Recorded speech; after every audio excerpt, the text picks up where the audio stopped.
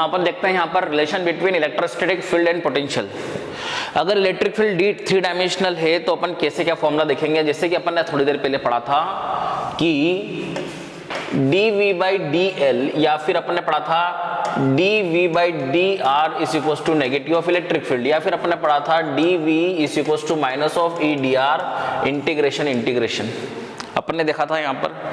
यहाँ पर अगर सिर्फ और सिर्फ इलेक्ट्रिक फील्ड अगर वन डायमेंशन में है तो ये फॉर्मूला बन जाएगा क्या, मान लो x डायरेक्शन में इलेक्ट्रिक फील्ड है तो फॉर्मूला बन जाएगा dV/dx is equal to negative of electric field, या फिर ये फॉर्मूला बन जाएगा dV is equal to minus of electric field dx, या फिर इलेक्ट्रिक फील्ड या तो सिर्फ x में है या सिर्फ y में, y होगा तो यहाँ पर क्या आ जाएगा, सिर्फ और सिर्फ y आ जाएगा। अगर 3 डायमेंशनल है तो फिर क्या किया जाएगा, तो वहां पर अपन यहाँ पर देखेंगे कार्टेशियन कोऑर्डिनेट्स में अपन खेलेंगे, तो अपन बोलेंगे electric field is nothing but Ex i cap, Ey j cap और Ez k cap. Electric field कुछ ना कुछ x में है, कुछ ना कुछ y में है और कुछ ना कुछ z में है। तो dl वेक्टर क्या होगा आपका, dl वेक्टर होगा dx i cap, dy j cap और dz k कैप।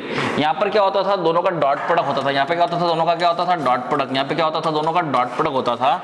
यहाँ पर भी क्या करूंगा, अगर मुझे पोटेंशियल निकालना है तो पोटेंशियल क्या होगा, ये इलेक्ट्रिक फील्ड का डॉट प्रोडक्ट करूंगा इसके साथ विद नेगेटिव साइन, तो minus of E dl, E की वैल्यू पुट कर दी मैंने ये वाली, और मैंने dl की वैल्यू पुट कर दी ये वाली यहाँ पर, और मैं दोनों का डॉट प्रोडक्ट कर रहा हूँ। डॉट प्रोडक्ट में क्या होता है, इसका मल्टीप्लाई इससे होता है, i cap dot i cap तो 1 होता है, Ey का dy से मल्टीप्लाई होगा, j cap dot j cap तो 1 होता है, और ये Ez है, Ez का जो मल्टीप्लाई होता है वो dz से होगा, तो यहाँ पर क्या आ जाएगा Ex dx, Ey dy और Ez dz।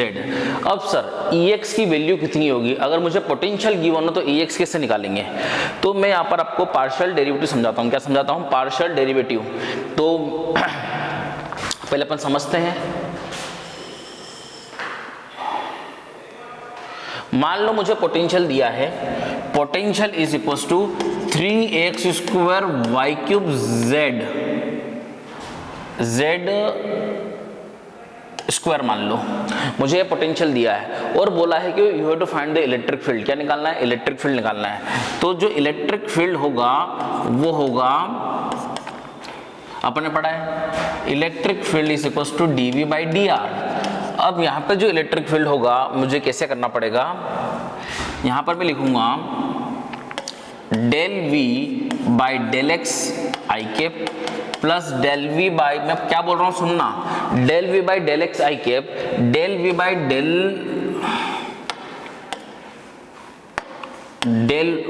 y j cap plus del v/del z k cap. Sir ये क्या है, it is nothing but del v/del x, तो इसको रीड करते हैं अपन, it is a partial derivative of electric potential with respect to x। It is मतलब इसको अपन क्या बोलेंगे, partial derivative of electric potential with respect to y and partial derivative of electric potential with respect to z। Sir partial derivative क्या होता है समझते हैं।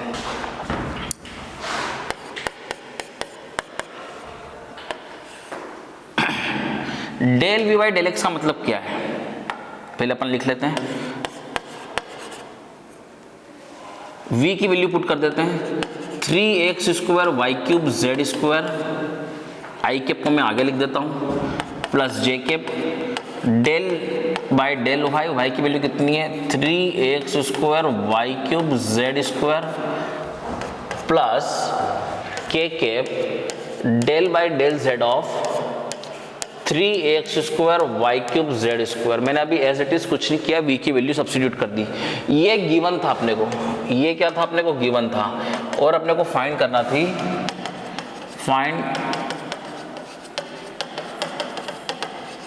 आपको इलेक्ट्रिक फील्ड फाइंड करनी थी। क्या फाइंड करनी थी आपको, इलेक्ट्रिक फील्ड। तो कैसे किया जाएगा वो अपन यहाँ पे समझते हैं।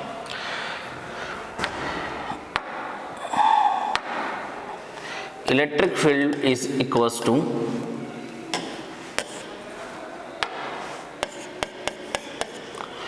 यहां पर आई कैप को मैं एज इट इज पुट करूंगा। ये पार्शियल डेरिवेटिव का मतलब होता है सिर्फ मैं x को वेरिएबल मानूंगा, बाकी सबको मैं क्या मानूंगा, कांस्टेंट। तो कांस्टेंट डिफरेंशिएशन के बाहर आ जाएंगे, क्या आ जाएगा बाहर, 3y³z²। पार्शियल डेरिवेटिव का मतलब है कि वहां पर x और y z तीनों के फंक्शन है, तो आप y और z को कांस्टेंट मानेंगे और सिर्फ डिफरेंशिएट करेंगे x का। It is called the partial derivative with respect to x। मतलब 3y³z² को कांस्टेंट माना और x का डिफरेंशिएशन हो गया 2x। इसको थोड़ा सा मैं अलग कलर से लिख लेता हूं।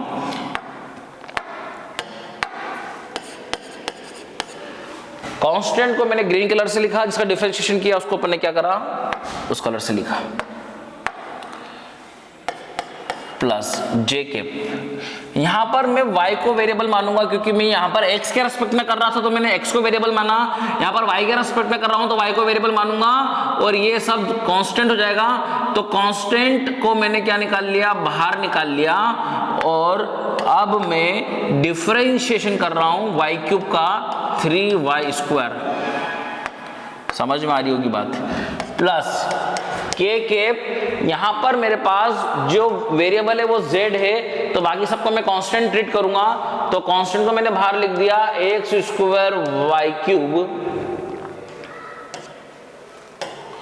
y³। अब मैं यहां पर कर रहा हूं z का डिफरेंशिएशन, तो z² का हो जाएगा 2z।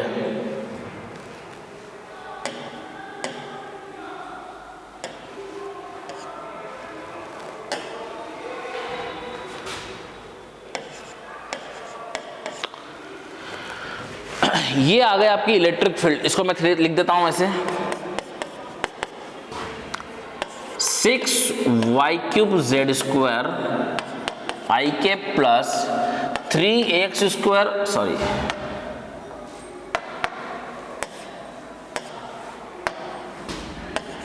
3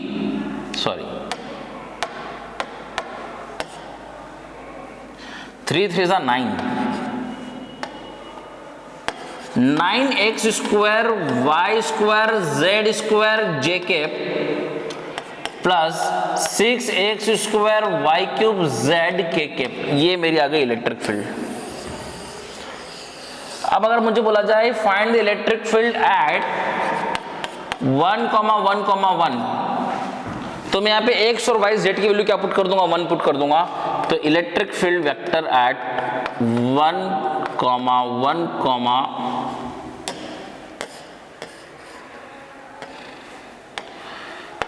electric field vector eight 1,1,1 ये आ जाएगा कितना, यहाँ पे 1 पुट करेंगे तो it is 6i cap plus 9j cap plus 6k cap. अब मुझे बोला जाए इसका मैग्नीट्यूड निकालो, तो मैं मैग्नीट्यूड भी निकाल सकता हूं। √6² प्लस 9² प्लस 6², ये आपका यहां से आंसर आ जाएगा। मतलब कि इलेक्ट्रिक पोटेंशियल दिया जाए x और y z का फंक्शन, तो मैं यहां पर पार्शियल डेरिवेटिव यूज करूंगा। यदि मुझे इलेक्ट्रिक पोटेंशियल सिर्फ ऐसा दिया हुआ रहता कि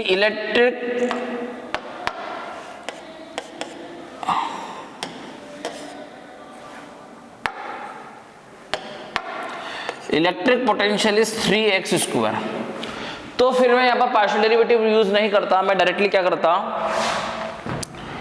dv/dx करता। एक चीज गलती कर दी अपन ने, वो सीखेंगे अभी अपन। ये आ जाएगा 6x, यहां पर एक नेगेटिव आएगा। क्या आएगा यहां पर, एक नेगेटिव, क्योंकि अपन ने एक चीज भूल गए हैं लगाना। यहां पर माइनस होता है, तो यहां पर भी पूरे के बाहर माइनस होगा, यहां पर भी पूरे के बाहर एक माइनस का साइन होगा, क्योंकि electric field is negative of potential gradient, that is electric field is equal to minus of dv/dr, तो एक माइनस साइन हमेशा आएगा।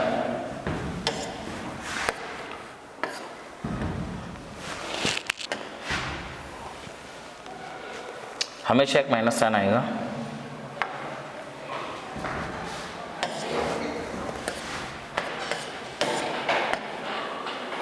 तो ये जो आंसर आएगा वो भी माइनस में आएगा। अब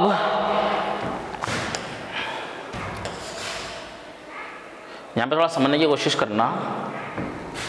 ये जो लिखा गया है इलेक्ट्रिक फील्ड मैंने,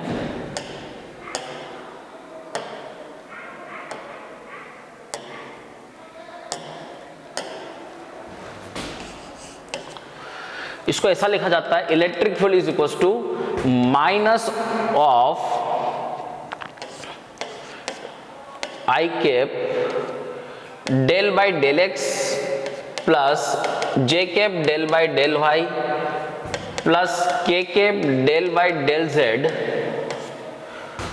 वी, कॉमन निकाल लिया जाता है। इसको बोला जाता है डेल्टा, इसको बोला जाता है, ये एक प्रकार का ऑपरेटर है।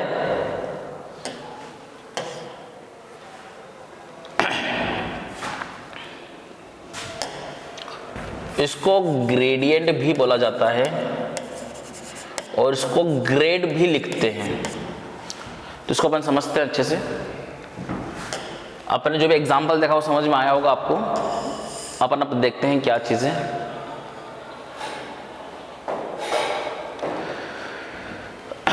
अपन ने अभी देखा, इसको अपन डेल ऑपरेटर बोलते हैं। ये डेल ऑपरेटर है। ये अपन ने फॉर्मूला अभी देखा।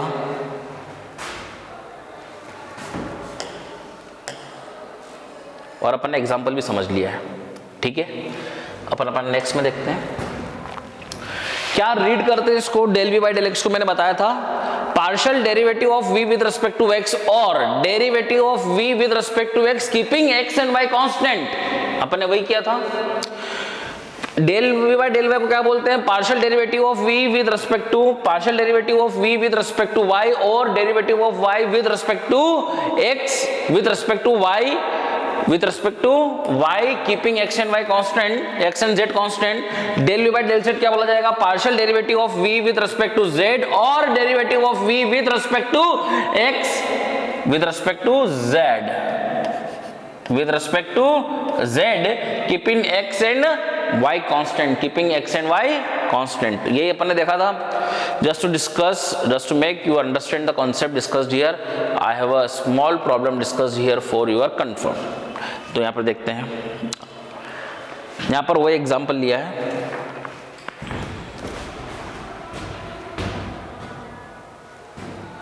क्या किया जाएगा, मुझे इलेक्ट्रिक फील्ड अगर निकालना है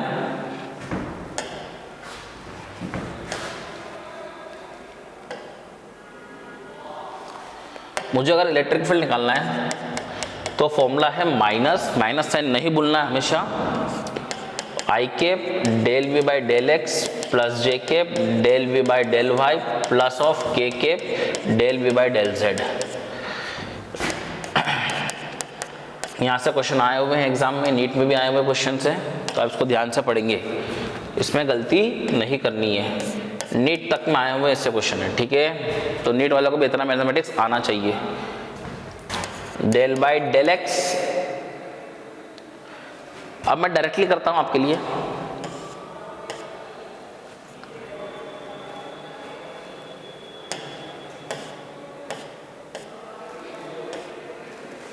देखो minus i cap del v by del x, क्या कांस्टेंट रखना है, एक्स वेरिएबल है, के और वाई क्या है कांस्टेंट, के और वाई कांस्टेंट है, एक्स का कितना हो गया 1 प्लस जे, क्या क्या वेरिएबल रखना y, के और x क्या है कांस्टेंट, y का कितना हो जाएगा 1 और z है ही नहीं तो ये क्या हो जाएगा 0। तो जो आंसर मिल रहा है आपको वो मिल रहा है electric field is equals to minus of k y i k plus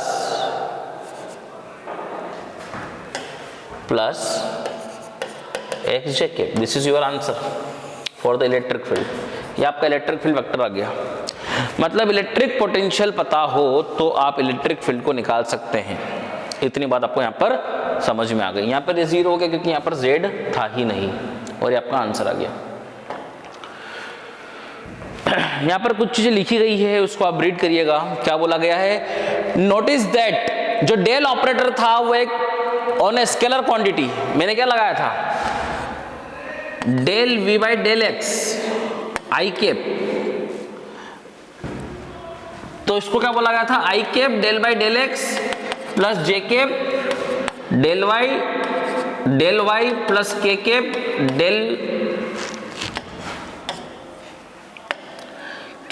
del y del z होने लगाया था पोटेंशियल। इसको क्या बोला था मैंने, डेल ऑपरेटर। ये वेक्टर क्वांटिटी है, किसके साथ i cap j cap k cap है, और ये कौन सी है, स्केलर क्वांटिटी।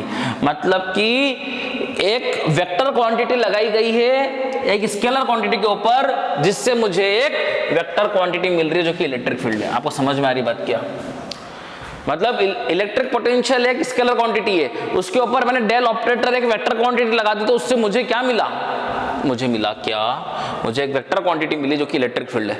तो mathematically we think that we can think of electric field as a negative of gradient of the electric potential. Physically, the negative sign implies that if V increases as the positive charge moves along the same direction,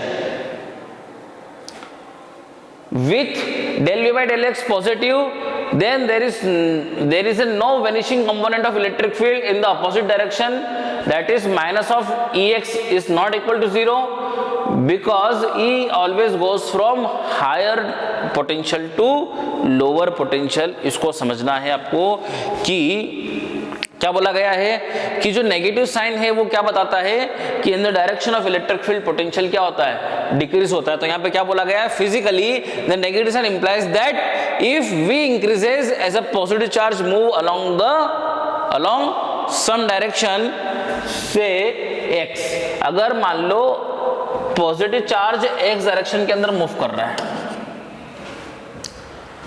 positive charge के अंदर X direction move कर रहा है, तो del V by del x की value क्या होगी, positive. Del V by del x की वैल्यू क्या होगी, पॉजिटिव। मतलब क्या, चार्ज हमेशा हायर पोटेंशियल से लोअर पोटेंशियल की तरफ क्या करता है, लोअर पोटेंशियल की तरफ क्या करता है, मूव करता है। सॉरी, इलेक्ट्रिक फील्ड ठीक हायर से लोअर। तो यहाँ पे बोला है there is a no vanishing component of electric field in the opposite direction. मतलब वहां पे इलेक्ट्रिक फील्ड होगी ही होगी, बिना इलेक्ट्रिक फील्ड के ये चार्ज मूव ही नहीं कर पाएगा। ठीक है, if the charge distribution possesses spherical symmetry, then the resulting electric field is a function of the radial distances। ये अपन ने देखा था कि 3 डायमेंशनल फील्ड कब होगी, जब अपन ने देखा था। ठीक है, अगर सिर्फ एक डायरेक्शन में हो तो अपने को करने की जरूरत ही नहीं है, डेल लगाने की जरूरत ही नहीं, अपन डायरेक्ट डिफरेंशिएट कर सकते हैं। पर अगर 3 डायमेंशनल फील्ड है तो वहां पर अपने को ये देखना पड़ेगा जो अपन ने अभी यहाँ पे डेल ऑपरेटर देखा है। ठीक है, अब मैं क्या बोला है, for example the electric potential due to a point charge Q is, electric potential point charge के कारण कितना होता है, Q upon 4 pi epsilon naught R। Using the above formula electric field is simplify as. अब जो अपन ने ऊपर formula पढ़ा है उस फॉर्मूले की मदद से अपन इलेक्ट्रिक फील्ड भी निकाल सकते हैं, क्योंकि अपन देख भी चुके हैं पहले। यहां पर अपन क्वेश्चन देखेंगे। क्वेश्चन क्या बोल रहा है, find the potential function V x of x, y। Potential का फंक्शन निकालना है x और y का फॉर एन इलेक्ट्रोस्टैटिक फील्ड। यहां पर अपने को उल्टा है, फील्ड गिवन है। देखो, अगर पोटेंशियल गिवन है तो डिफरेंशिएट करके आप आसानी से इलेक्ट्रिक फील्ड निकाल सकते हो, बट अगर इलेक्ट्रिक फील्ड पता है तो अपने को क्या करना पड़ेगा, उसको उल्टा इंटीग्रेट करना पड़ेगा। मतलब कि पोटेंशियल पता था तो डिफरेंशिएट करके मैंने पार्शियल डेरिवेटिव लगा के मैंने क्या कर दिया था, डेल ऑपरेटर लगा के क्या लगा दिया मैंने, इलेक्ट्रिक फील्ड पता कर ली थी। अगर इलेक्ट्रिक फील्ड पता हो तो मुझे इसका क्या करना पड़ेगा, इंटीग्रेशन करना पड़ेगा। तो अपन समझते हैं सॉल्यूशन को। और इन्होंने बोला है let V not be the potential at origin. अपन ऐसा मान रखा है कि V नॉट जो पोटेंशियल है वो कहां पर है, ओरिजिन पे। ये क्वेश्चन में अपने को कहीं पर गिवन होगा, लेकिन कहीं मिस्टेक हुई है ऊपर, ये क्वेश्चन का पार्ट ही है। Find the potential function of electrostatic field. Electrostatic field अपने को क्या दे रखी है, field is given to us 2AXY IK plus AX square minus Y square JK, where A is a constant. तो अपने पास फॉर्मूला है वो ये है, आप सब लोग जानते हैं फॉर्मूले को, अपन ने 10 बार देख चुके हैं। dv is equals to minus of e vector dot product with dl vector और dr वेक्टर। पर यहाँ पे dl वेक्टर क्या है, dx i कैप, कुछ पोर्शन i कैप में होगा, कुछ पोर्शन y में होगा, तो dy j cap plus dz k cap. तो यहाँ पर अपन ने क्या करा, dl वेक्टर की वैल्यू पुट कर दी और जो इलेक्ट्रिक फील्ड गिवन था उसको एज इट इज अपन ने यहाँ पे पुट कर दिया। यहाँ पर मुझे निकालना था पोटेंशियल, तो मैंने देखा 0 0 से xy को मैंने इंटीग्रेट किया और 0 0 से और xy, यहाँ पर xy z नहीं किया क्योंकि यहाँ पर z है ही नहीं, ठीक है, x और y गिवन है सिर्फ अपने को। तो यहाँ पर होगा dv का इंटीग्रेशन होगा v में अपर लिमिट पुट करूंगा तो v of xy minus v of 0,0 is equal to minus यहाँ पर लगाया है integration from 0 0 to x, y। यहाँ पर मैंने डॉट प्रोडक्ट किया, डॉट प्रोडक्ट में इसका मल्टीप्लाई इससे होगा dx से, इसका मल्टीप्लाई होगा इससे, और यहाँ पर z है ही नहीं तो z वाला कंपोनेंट क्या हो जाएगा 0। तो देखो यहाँ पर किसका मल्टीप्लाई किससे हुआ, इसका मल्टीप्लाई इससे हुआ है और इसका मल्टीप्लाई ax स्क्वायर का मल्टीप्लाई हुआ है dy से माइनस ay स्क्वायर का मल्टीप्लाई हुआ है dy से। ये अपन ने यहाँ लिख दिया। अब यहाँ पर अपन ने कुछ इस तरीके से किया है कि मैंने इन दोनों को एक साथ रखा है और इसको अलग रखा है। देखो क्या था, मैंने मल्टीप्लाई किया तो क्या हुआ मेरे पास 2a xy इंटू dx है plus ax square minus y square into dy है।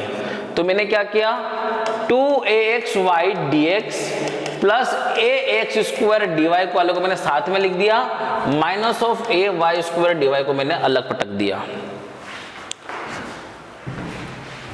अब मेरे को करना है इंटीग्रेशन।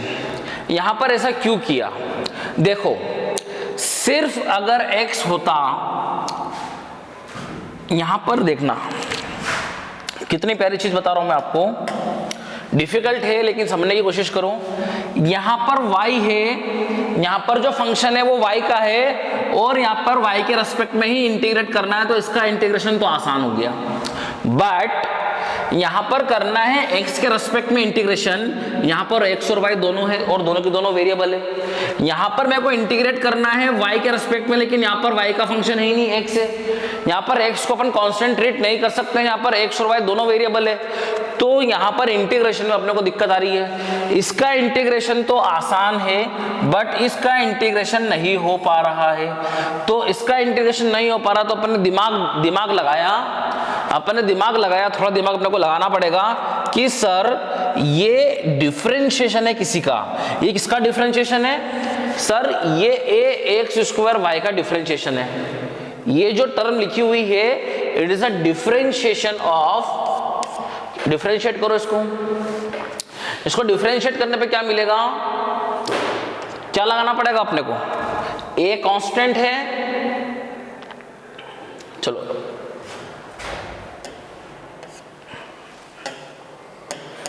यहां पे ध्यान से देखो, यहां पे a कांस्टेंट है, differentiation of x square y अपन करते हैं, तो a constant, first function as it is, second का differentiation plus second as it is first का डिफरेंशिएशन। तो आप देखेंगे तो आपको मिल क्या रहा है, ax square dy plus, sorry यहां पर थोड़ी सी मिस्टेक हो गई है,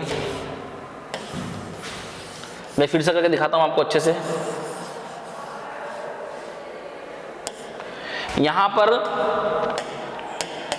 देखना, अगर मैं बोलता हूं differentiation of ax square y, क्या मिलता है, a तो कांस्टेंट है, डिफरेंशिएशन करना है x स्क्वायर y का, a कांस्टेंट है, डिफरेंशिएशन करना है, तो first function as it is differentiation of second plus second as it is differentiation of first is 2x dx, इस तरीके से होगा। इसका डिफरेंशिएशन, इसको कांस्टेंट रखा, y का differentiation 1 with respect to y जो dy लिखा, plus y as it is differentiation of x square is 2x with respect to x से 2x dx लिखना पड़ेगा यहां पर अपने को। तो आप देखेंगे तो it is ax square dy plus 2axy dx, तो आपको वही टर्मिनोलॉजी मिल गई, क्या मिल गई, 2axy dx plus ax square dy, इसको मैं ये लिख सकता हूं, तो मैंने उसको क्या लिख दिया, ये चीज लिख दी। अब मैं जैसे ही इसका इंटीग्रेशन करूंगा तो डिफरेंशिएशन से इंटीग्रेशन वाला पार्ट हट जाएगा। समझ रहे मेरी बात को? जैसे ही मैं इसको इंटीग्रेशन करूंगा तो डिफरेंशिएशन वाला टर्म हट जाएगा, तो क्या आ जाएगा, माइनस का मल्टीप्लाई कर दे और सिर्फ ये लिखेंगे अपन यहाँ पर। अब इसका तो इंटीग्रेशन करना पड़, यहाँ पर कोई डिफरेंशिएशन है ही नहीं, इसका इंटीग्रेशन कैसे करेंगे? यहाँ पे इंटीग्रेशन से डिफरेंशिएशन हट गया और क्या लिखाया गया, दोनों ऑपरेटर कैंसिल हो गए, ए एक्स स्क्वायर वाई लिखाया गया, माइनस और माइनस क्या हो गया प्लस, ये हो गया a y square d y, a तो कांस्टेंट है और वाई का with respect to y integration करना तो आसान है, वाई क्यूब बाई 3। यहाँ पर लोअर लिमिट क्या है 0,0 और अपर लिमिट क्या है x, y। तो यहाँ पर देखा जाएगा यहाँ पे v 0,0 को v नोट बोला है, क्या बोला है, v नोट, तो v 0,0 को v नोट लिख दिया अपन ने। अब यहाँ पर क्या करा, अपर लिमिट में जहां जहां पे x है वहां तो x पुट किए और जहां जहां पे y है वहां y पुट किए, तो यहाँ पर जहां जहां पे x है वहां x पुट किए, जहां जहां पे y है वहां y पुट किए, अपर लिमिट पुट हो गई। लोअर लिमिट में जहां जहां पे x है वहां 0 पुट किया तो पूरे 0 हो गया, जब y था वहां भी 0 पुट किया पूरा 0 हो गया, तो लोअर लिमिट तो 0 हो गई। अपने पास जो आंसर बचा वो ये वाला बचा और v नॉट जो है उस इधर लिया है तो v ऑफ एक्स वाई मिल गया अपने को, ये v नॉट को इधर साइड लिया है तो अपने को v ऑफ एक्स वाई निकालना था और v नॉट क्वेश्चन में गिवन था कि v not is a potential at origin, तो ओरिजिन के पोटेंशियल को अपन ने v नॉट मान लिया और इस तरीके से अपना आंसर आ गया। यहाँ पर बस आपको ये सोचना रहेगा थोड़ा सा कि ये किसका डेरिवेटिव है। सर सोचेंगे कैसे भैया, यहाँ पर आपको ए एक्स स्क्वायर डी वाई मिल रहा है तो आप थोड़ा सा ऐसा सोचो, एक्स यहाँ पर अगर चेन रूल लगाया होगा तो यहाँ पर एक्स स्क्वायर है और ये dy है, मतलब कि ये एक्स स्क्वायर और y का क्या होगा, डिफरेंशिएशन, तो ये एक्स स्क्वायर और y और a पूरे में मल्टीप्लाई आ रहा तो a क्या हो गया, कांस्टेंट, तो it is a x square y, फिर उसका प्रोडक्ट लगा चेक कर लो। इस तरीके से दिमाग आपको लगाना पड़ेगा, विद द प्रैक्टिस आपको समझ में आ जाएगा कि ये टर्म जो है, देखो कभी भी y के रेस्पेक्ट में x का इंटीग्रेशन नहीं हो सकता और x को कांस्टेंट भी नहीं ले सकते आप, क्योंकि यहाँ पर x भी वेरिएबल है, तो वहाँ पर आपको कुछ इस तरीके से सोचना पड़ेगा कि ये किसका डेरिवेटिव है, तो उसके डेरिवेटिव को यहाँ पुट कर देंगे और फिर उसको इंटीग्रेट करके इसको खेल देंगे, ठीक है। तो ये क्वेश्चन थोड़ा सा आपको ध्यान रखना पड़ सकता है। नेक्स्ट क्वेश्चन देखते हैं, नेक्स्ट पार्ट क्या है, ये क्वेश्चन अभी अपने देखा, नेक्स्ट पार्ट क्या है। आपको ये चीज ध्यान रखना पड़ेगी कि अपन ने जो फोर्सेस पढ़े हैं यहाँ पर वो सारे फोर्सेस, मतलब इलेक्ट्रोस्टैटिक फोर्स पढ़ा है, जैसे अपन ने क्लास 11 में पढ़ा था ग्रेविटेशनल फोर्स, वो भी कैसा फोर्स था, एक कंजर्वेटिव फोर्स था। तो ये जो फॉर्मूला है वो वैलिड हमेशा होता है, du बाई dx या du by dr negative of potential energy gradient. यहाँ पर u जो है वो पोटेंशियल एनर्जी है, तो ये जो फोर्स होगा वो हमेशा हमेशा एक कंजर्वेटिव फोर्स होगा। कौन सा फोर्स होगा, वहाँ पर भी अपन ने वर्क पावर एनर्जी के अंदर स्टेबिलिटी देखा था कि स्टेबल इक्विलिब्रियम क्या होगा, अनस्टेबल इक्विलिब्रियम क्या होगा, न्यूट्रल इक्विलिब्रियम क्या होगा।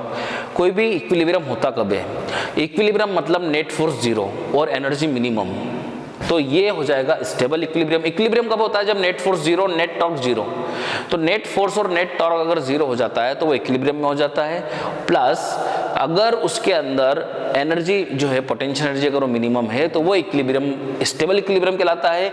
और नेट फोर्स और टॉर्क तो 0 है ही, और अगर पोटेंशियल एनर्जी हो जो है वो अगर मैक्सिमम आती है तो वो जो इक्विलिब्रियम हो जाएगा वो इक्विलिब्रियम कहलाएगा अनस्टेबल इक्विलिब्रियम। और जहाँ पर नेट फोर्स तो 0 है ही और टॉर्क भी 0 है और potential energy through out constant हो जाती है, तो उसको बोलते हैं न्यूट्रल इक्विलिब्रियम। तो यहाँ पर अपन देखते हैं, for an attractive system u is always negative. अब देखो यहाँ पर पोटेंशियल एनर्जी का अपन ने पढ़ा था कि 1/4πε0, अगर दो चार्जेस है Q1 Q2 तो ये अपना फॉर्मूला है पोटेंशियल एनर्जी का, ये अपन ने देखा था। अगर यहाँ पर Q1 Q2 यहाँ पर विद साइन पुट करते हैं, क्योंकि ये कौन सी क्वांटिटी है, स्केलर, तो यहाँ पे Q1 Q2 with sign put करते हैं। अगर मान लो Q1 पॉजिटिव है और Q2 नेगेटिव है तो फोर्स कौन सा है, अट्रैक्टिव, तो यहाँ पर मैं नेगेटिव पुट करूंगा तो यहाँ पे क्या आ जाएगा, नेगेटिव आ जाएगा। तो for attractive forces the potential energy is always negative. यही आपको रिमार्क ध्यान रखना है। For an attractive force, for an attractive system, देख लो यहाँ पर Q1 Q2 का भी साइन पुट करके देख लो, ये अट्रैक्टिव होगा। अगर दोनों के दोनों चार्जेस अगर लाइक चार्जेस हुए Q1 और Q2, तो यहाँ पर क्या होगा, रिपल्शन, या फिर दोनों के दोनों क्या होगा, नेगेटिव, तब भी क्या होगा, रिपल्शन। तो यहाँ पर पोटेंशियल एनर्जी के फॉर्मूले में अगर मैं 1/4 पाई एप्सिलॉन नॉट दोनों को अगर साइन के साथ पुट करता हूँ, करना ही पड़ेगा। Q1 Q2 पॉजिटिव है तो क्या हो जाएगा, Q1 Q2 upon distance between them is R, और अगर नेगेटिव भी पुट करूंगा तो प्रोडक्ट तो क्या आएगा, पॉजिटिव। तो यहाँ पर पोटेंशियल एनर्जी पॉजिटिव आ रही है for the repulsive system. For the repulsive system the potential energy is always positive. आपने ध्यान दिया होगा ग्रेविटेशन के अंदर जो पोटेंशियल एनर्जी होती थी अपनी, वो पोटेंशियल एनर्जी होती थी -G m1 m2 अपन r²। हमेशा पोटेंशियल एनर्जी नेगेटिव ही रही, क्योंकि gravitational force is always attractive in nature, that's why the potential energy is always negative. तो for repulsive system the potential energy is taken as positive, and for the attractive system it is always and always negative. देखा यहाँ पर, ये अपन ने देखा भी था class 11 के अंदर, और अभी फिर से अपन ने देख लिया कि पोटेंशियल एनर्जी क्या आ गई, for the attractive system the potential energy is positive. अब यहाँ पर अपन देखते हैं क्या चीज़ है ये। क्लास 11 में बहुत अच्छे से समझा चुका हूँ मैं आप लोगों को ये। For a stable system potential energy minimum होना चाहिए। पोटेंशियल एनर्जी क्या होना चाहिए, मिनिमम। तो पोटेंशियल एनर्जी मिनिमम, अब 2-3 चीज समझो। मैं आपको फिर से यहाँ पर, आप वैसे मैथमेटिक्स में पढ़ने वाले हो, पर मैं फिर भी आपको यहाँ पर थोड़ा सा मैक्सिमम मिनिमा का कॉन्सेप्ट समझा देता हूँ। कोई भी फंक्शन y दे रखा है, y is equal to ax³ plus bx² plus cx plus d। तो इसको एक बार डिफरेंशिएट करता हूं विद रिस्पेक्ट टू x, तो क्या मिलता है, 3ax² plus 2bx plus c, और d का 0 हो जाएगा। ये डिफरेंशिएशन हो गया। डिफरेंशिएशन क्यों किया, कोई भी ग्राफ है मेरे पास, ये x और y, तो ग्राफ इस तरीके का है, तो जहां जहां पे मैं टेंजेंट डालूंगा, मैं यहां पे टेंजेंट डालूंगा, तो tangent is parallel to x axis, तो इसका स्लोप क्या हो जाएगा, 0। मैं टेंजेंट यहां पे डालूंगा,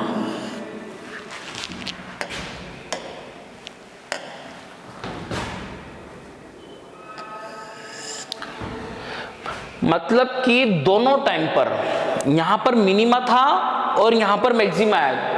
जब भी मिनिमा आएगा तो टेंजेंट हमेशा x एक्सिस के पैरेलल होगी, और जब भी मैक्सिमा आएगा तो टेंजेंट हमेशा x एक्सिस के पैरेलल होगी। तो at the point of maximas and minimas the tangent at the points are always parallel to x axis. तो x एक्सिस से जो इनका एंगल बन रहा है वो एंगल 0 होगा, और tan 0 डिग्री क्या होता है, 0 होता है। तो tan थीटा ही क्या बताता है, स्लोप। चूंकि स्लोप 0 है और dy बाई dx भी क्या है, स्लोप ऑफ yx कर्व, तो यहां पर स्लोप क्या हो गया, 0। मतलब कि फर्स्ट डेरिवेटिव करने से मुझे इंफॉर्मेशन मिलती है स्लोप की, और स्लोप 0 रख के मैं क्या पता करता हूं, इस इक्वेशन के अंदर ax² plus 2bx plus c को 0 पुट करके, ये क्वाड्रेटिक इक्वेशन है, तो मेरे को यहां से ये क्यूबिक भी इक्वेशन हो सकती है, ये n डिग्री की भी इक्वेशन हो सकती है। If the equation is of n degree तो उसके n रूट्स होंगे, क्यूबिक इक्वेशन के 3 रूट्स होंगे, यहाँ पर क्वाड्रेटिक है तो इसके 2 रूट्स होंगे।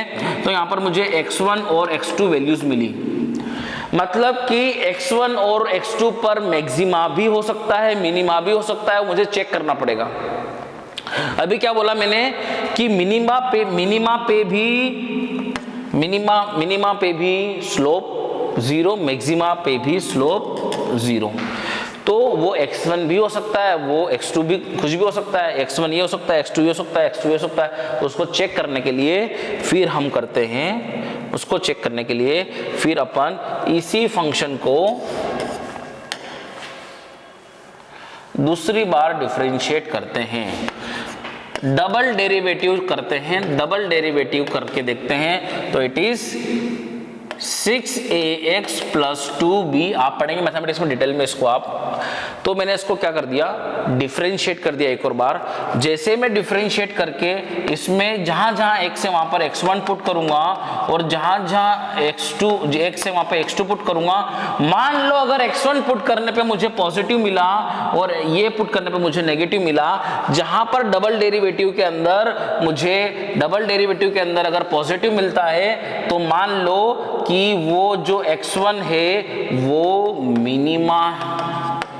मिनिमा है और x2 मैक्सिमा है। इसका मतलब क्या है, point of minima and point of maxima. तो x1 क्या होगा मेरा, अगर x1 पे पॉजिटिव मिला तो मिनिमा और x2 पे नेगेटिव मिला तो ये मैक्सिमा। अब ये वैल्यू वही है, मिनिमम जिस पे आएगा वो वैल्यू है, मिनिमम वैल्यू नहीं निकली है। अब फंक्शन के अंदर मैं y के अंदर पुट करूंगा x1, तो ये x1 जहां जहां x मैं x1 पुट करूंगा तो b x1 स्क्वायर प्लस सी x1 प्लस डी। तो यहाँ पर ये पॉइंट ऑफ मिनिमा था, तो यहाँ पर मुझे y की मिनिमम वैल्यू मिलेगी, वो मिनिमम वैल्यू ये होगी y मिनिमम। और मैं y के अंदर अगर x2 पुट करूंगा, जहां जहां x है वहां पे मैं x2 पुट करूंगा, तो यहाँ पर मुझे मैक्सिमा मिलेगा और यहाँ पर जो मैक्सिमा आ रहा है वो y मैक्सिमा ये रहा है। मतलब कि फंक्शन को फर्स्ट डेरिवेटिव करोगे तो वहां पे पॉइंट्स मिल जाएंगे मैक्सिमम मिनिमा के, सेकंड डेरिवेटिव के अंदर उनकी वैल्यू पुट करके चेक करेंगे, पॉजिटिव आए तो मिनिमा और नेगेटिव आए तो मैक्सिमा। और मैक्सिमम और मिनिमम निकालना है तो उन पॉइंट्स को यहाँ पुट कर दो तो आपको मिनिमा पे मिनिमम वैल्यू मिलेगी और मैक्सिमा पे मैक्सिमम वैल्यू मिलेगी फंक्शन की। वैसे ही यहाँ पर क्या किया है, यहाँ पर यही किया गया है कि सर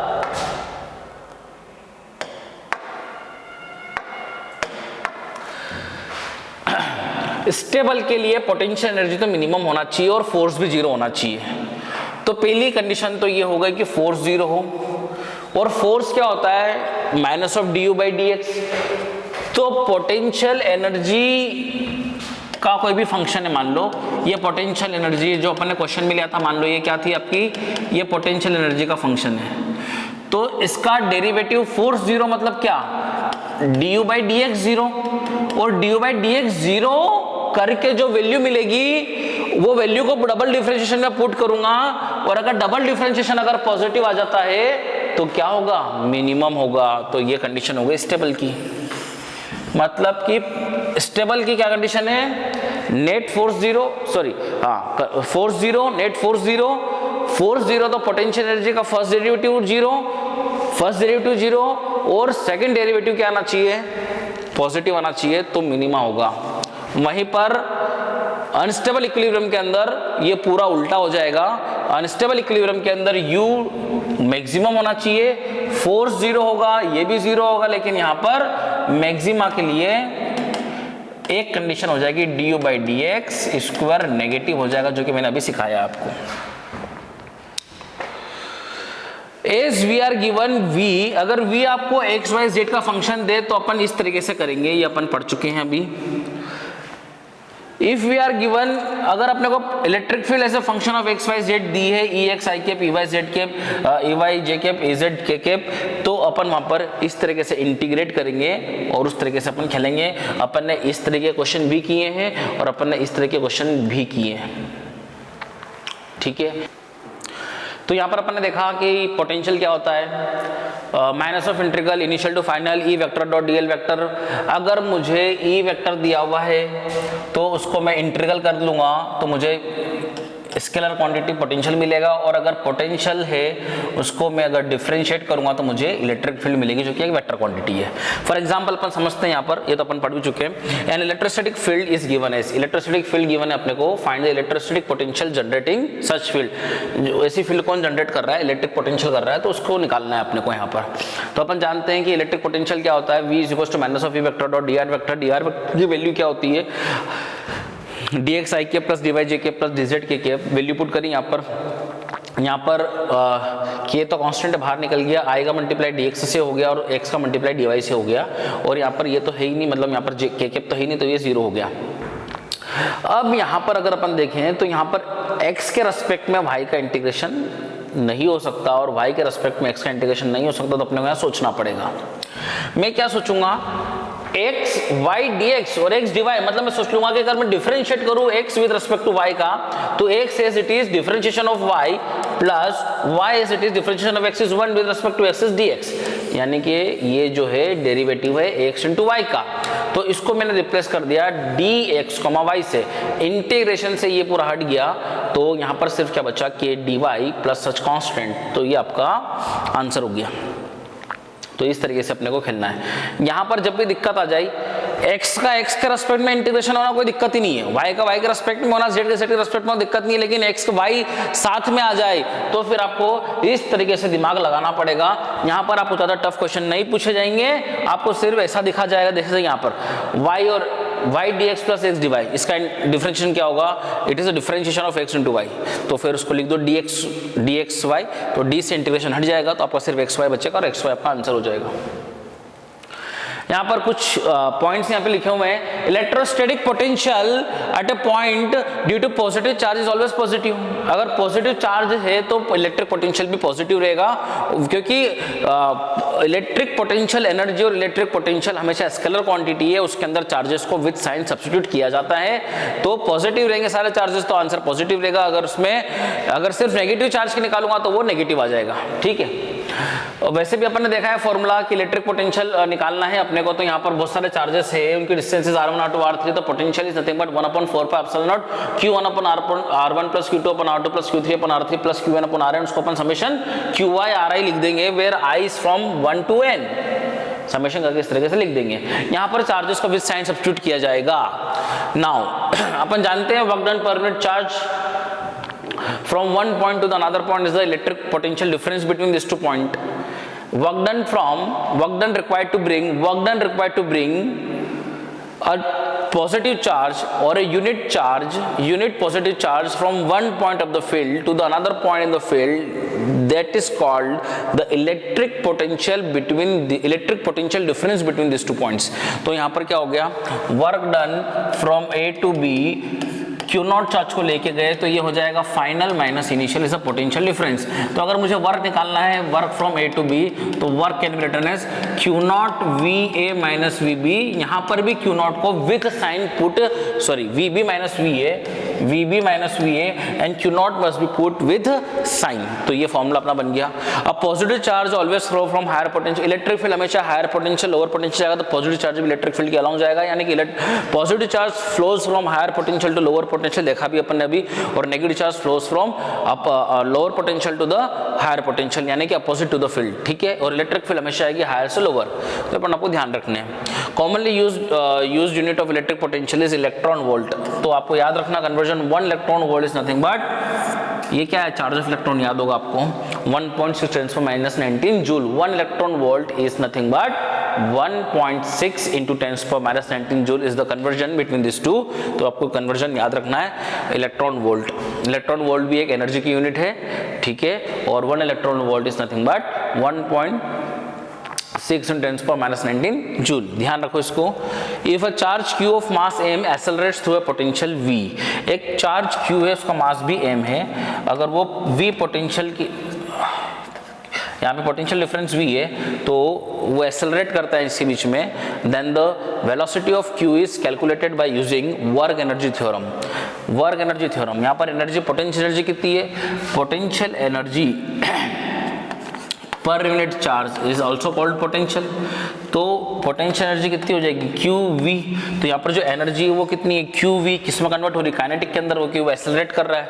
तो यहाँ पर वर्क एनर्जी लगाएंगे, टोटल एनर्जी इनिशियल बराबर टोटल एनर्जी फाइनल लगाएंगे अपन, अगर मान लो तो इनिशियल में जो एनर्जी QV है वो किस में कन्वर्ट हो गई, उसकी वेलोसिटी के अंदर, यानी कि काइनेटिक के अंदर कन्वर्ट हो गई, तो इट इज ½ mv²। तो वहाँ से आप इलेक्ट्रिक पोटेंशियल, यहाँ पर v वेलोसिटी है, तो यहाँ से आप इलेक्ट्रिक पोटेंशियल या फिर इस फॉर्मूले से जो निकालना वो आप, मतलब एनर्जी कंजर्वेशन, अपन सीखेंगे इसको आगे भी, ठीक है। मतलब एनर्जी कंजर्वेशन लगाएंगे अपन यहाँ पर भी इलेक्ट्रिक फील्ड के, मतलब इलेक्ट्रोस्टैटिक्स के अंदर। यहाँ पर क्या बोला गया, इस पे क्वेश्चन भी किए हुए अपन ने, तो this point is given as consider 2 points A and B situated in a uniform electric field at a distance d such that the line joining AB is parallel to the field।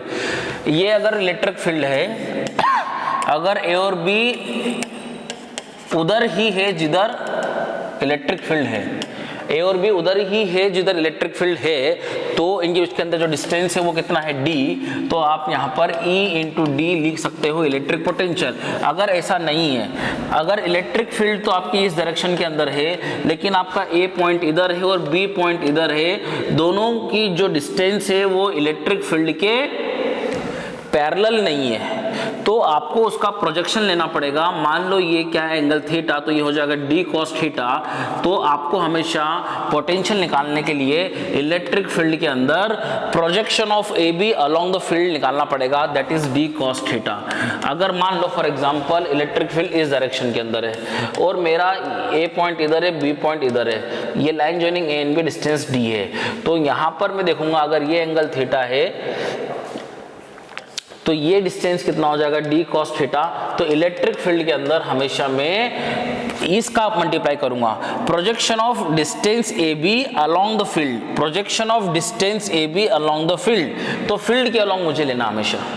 तो यहाँ पे भी कितना हो जाएगा, d cos theta into में, मतलब हमेशा डिस्टेंस जो लेंगे अपन ए और बी के बीच में वो प्रोजेक्टेड डिस्टेंस लेंगे along direction of electric field. अगर यहाँ पर ए और B along the line joining the जो ए एंड बी जो है वो जो line joining A and B is along the field, then अपन E इंटू डी कर देंगे, नहीं तो हमेशा अपन उसका प्रोजेक्टेड कंपोनेंट लेंगे जो कि इलेक्ट्रिक फील्ड के अलोंग होगा। इस पे क्वेश्चन भी अपन देख चुके हैं, यहाँ तक आप देखें।